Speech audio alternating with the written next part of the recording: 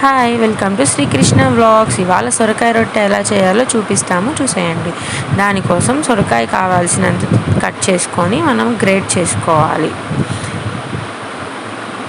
Great చేసుకున్న సొరకాయని హైట్లో పెడితే మనం దాంట్లో ఉన్న వాటర్ కొంచెం మనం స్క్వీజ్ చేస్తే దాంట్లో ఉన్న వాటర్ అంతా మనకి పక్కకు వచ్చేస్తాయి అన్నమాట. వాటర్ ఎక్కువ ఉంటుంది కదండి, అందుకోసం. మీడియం సైజ్వి 2 ఉల్లిపాయలు, మిరపకాయలు మనకు టేస్ట్కి తగ్గట్టు, సాల్ట్ కొంచెం పేస్ట్ లాగా వేసుకొని మనం ఈ సొరకాయ తురుములో కలిపేసుకోవాలి.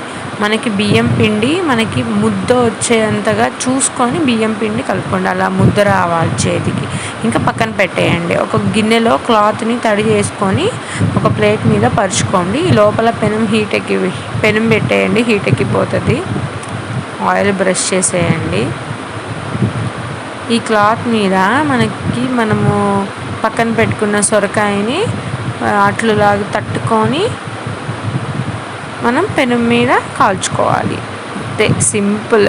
మన ఛానల్కి షేర్ చేయండి, లైక్ చేయండి, సబ్స్క్రైబ్ చేయండి.